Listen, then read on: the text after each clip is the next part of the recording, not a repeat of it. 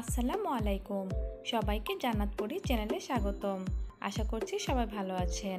আলহামদুলিল্লাহ, জান্নাতপুরিও ভালো আছে। এখন আমি ঢাকা থেকে চট্টগ্রামের উদ্দেশ্যে রওনা করেছি। আমার ট্রেন 7টায়। ট্রেনের টিকিট অবশ্য অনলাইনে কাটা হয়েছে। আমরা আজকে সোনার বাংলা ট্রেনে ঢাকা যাব। আমার ছোট বোন সকাল ভোরেই আমাকে গাড়িতে উঠিয়ে দিয়েছে, যদিও ছোট বোনের মনটা খারাপ ছিল। আর আমার মেজো বোন আরেকটু পর বের হবে। আমি ঢাকা ঘুরতে এসেছি, সেই বিদায় আমার মেজো বোনও বাড়ি থেকে ঢাকা ঘুরতে গিয়েছিল। সেই জন্য আমিও আজকে চট্টগ্রাম চলে যাচ্ছি। আমার মেজো বোনও আজকে সে বাড়িতে চলে যাবে। কোনাপাড়া থেকে আমাদের কমলাপুর রেল স্টেশনে আসতে আধা ঘন্টার মতো সময় লেগেছিল। আমরা সময়ের আগেই পৌঁছে গিয়েছিলাম। জান্নাতপুরে এখন বাইরে একটু হাঁটাহাঁটি করছে। আমরা ট্রেনে উঠে গিয়েছি। জান্নাতপুরে ট্রেন ভ্রমণটা খুবই পছন্দ করে, সেই জন্য আমরা ট্রেনে আসা যাওয়া করছি। 7টা বাজতে আর বেশি সময় নেই। যাত্রীরাও চলে আসছে, একটু পরে ট্রেন ছেড়ে দেবে।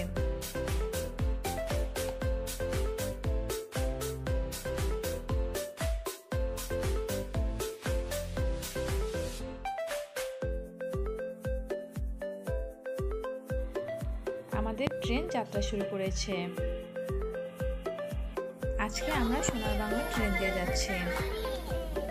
আর আসার সময় এসেছিলাম গোদরে দিয়ে।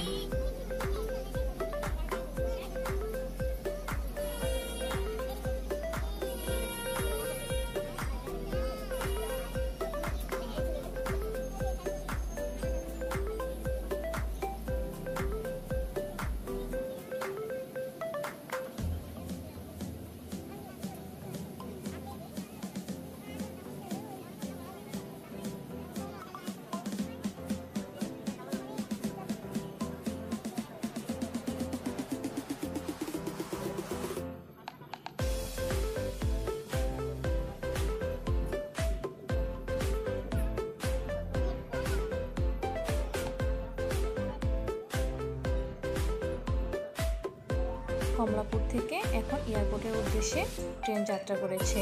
সেখান থেকে আমরা চট্টগ্রামের উদ্দেশ্যে যাব। এই ট্রেন কোনো স্টেশনে থামবে না, শুধু এয়ারপোর্ট স্টেশনেই থামবে। এয়ারপোর্ট দিয়ে আসার সময় আমার মনের ভেতরটা অন্যরকম অনুভূতি কাজ করেছিল।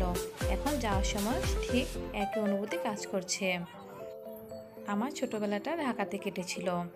আমি এয়ারপোর্টের কাছাকাছি আশকোনাতে থাকতাম, আর আমার স্কুলটা ছিল এয়ারপোর্টের খুব কাছে। আমার স্কুলটা ওই যে দেখা যাচ্ছে। এই স্কুলটার নাম হলো সিভিল এভিয়েশন উচ্চ বিদ্যালয়। এই স্কুলে আসা নিয়ে আমাদের কত স্মৃতি কেটেছে, এই রেলপথ দিয়ে কত এসেছি, সেগুলো খুবই মনে পড়ছিল। স্মৃতিগুলো খুবই আনন্দের। আমার খুবই খারাপ লাগছিল, যদিও আমাদের বাড়িটা এখনও সেখানে রয়েছে, কিন্তু আমরা সেখানে থাকি না, আমরা কুমিল্লাতেই থাকি।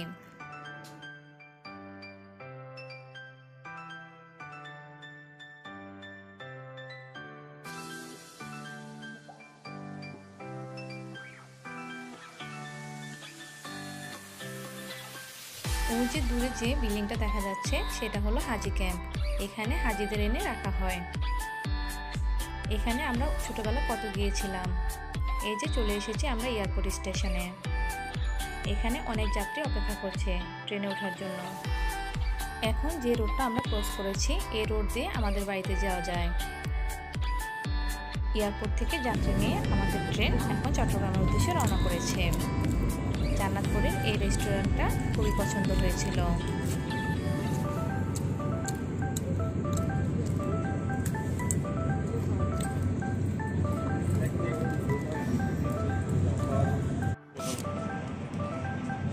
জান্নাতপুরে তার আপুকে খুব মিস করছিল। জান্নাতপুরে তার আপুর কাছে যাওয়ার জন্য খুব ব্যস্ত হয়ে পড়েছে। আর কিছুক্ষণ পরে জান্নাতপুরে তার আপুকে দেখতে পাবে, সেই জন্য সে খুশি হয়েছে। আশা করছি আমার মেয়ের ভিডিওগুলো আপনাদের ভালো লাগবে। আমার মেয়ের জন্য সবাই দোয়া করবেন। আল্লাহ হাফেজ।